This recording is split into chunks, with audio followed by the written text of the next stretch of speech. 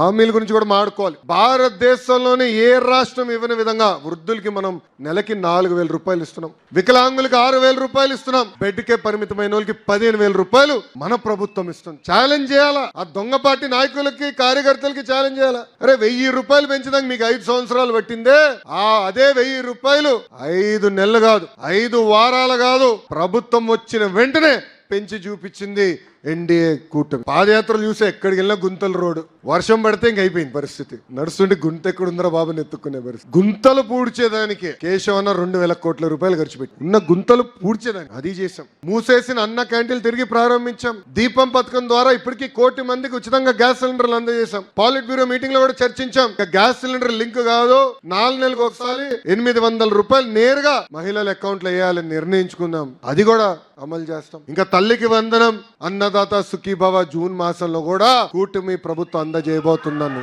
మీ అందరికీ తెలుపుతున్నాం. మనం మమేక్యం అవ్వాలి, ప్రజల దగ్గరికి వెళ్ళాలి. కుటుంబ సాధికార సారథులు కానివ్వండి, బూత్ అధ్యక్షులు కానివ్వండి, యూనిట్ అధ్యక్షులు కానివ్వండి, క్లస్టర్ అధ్యక్షులు కానివ్వండి, విలేజ్ మండల అధ్యక్షులు అందరం నెలకు ఒక్కసారి పెన్షన్ ఇచ్చేటప్పుడు వెళ్ళి మమేక్యంగా మాట్లాడి 4,000 రూపాయలు ఇస్తున్నాం, ఇబ్బందులను ఇస్తున్నాం, ఇచ్చిన మాట మనం నిలబెట్టుకున్నాం చెప్పాల్సిన బాధ్యత మనందరి పైన ఉంది. ఒక్కటంటే ఒక్క హామీ నెరవేర్చారని నాకు అర్థం కాల.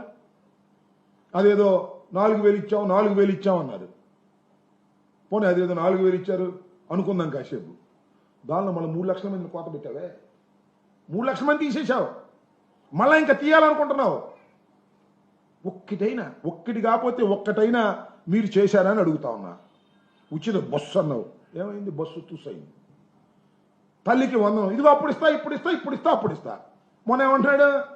ఇన్స్టాల్మెంట్స్గా ఇస్తా అంట. ఇచ్చాడు ఒకసారి ఇన్స్టాల్మెంట్స్గా, గుర్తుందిగా మీకు? ఏది? రైతు భరోసా కాదు, రైతు రుణమాఫీ. ముందేమో సుప్తాగా ఇచ్చేస్తా అన్నాడు, తర్వాత ఇన్స్టాల్మెంట్స్ అన్నాడు, తర్వాత స్కేల్ ఆఫ్ ఫైనాన్స్ అన్నాడు. 3 బంగారాలు పెట్టాడు మొత్తం రాష్ట్ర ప్రజానీకానికి. ఇంత దుర్మార్గమైన కార్యక్రమాలు చేస్తూ ఇవాళ చంద్రబాబు నాయుడు గారు, అసలు నాకు తెలియకొడతానండి చంద్రబాబు నాయుడు గారు, మీకు పరిపాలన చెయ్యాలని ఉందా? మళ్ళా జగన్మోహన్ రెడ్డి అధికారంలోకి వస్తాడేమోనని భయం ఉందా? ఆ భయం ఉంది కాబట్టి జగన్మోహన్ రెడ్డి గారు చుట్టూరా ఉన్న వాళ్ళ మీద కేసులు పెట్టి లోపల వేసేస్తే జైల్లో ఉండిపోతే భయపడిపోతారనేటువంటి ఒక ఆలోచన తప్ప, ఈ రెడ్ బుక్ తప్ప అసలు పరిపాలన చేయాలి, ప్రజల్ని మెప్పించడం ద్వారానే రాష్ట్రంలో అధికారంలోకి మళ్ళా రావాలనేటువంటి కోరికే లేనటువంటి ఒక వ్యర్థమైనటువంటి పరిపాలన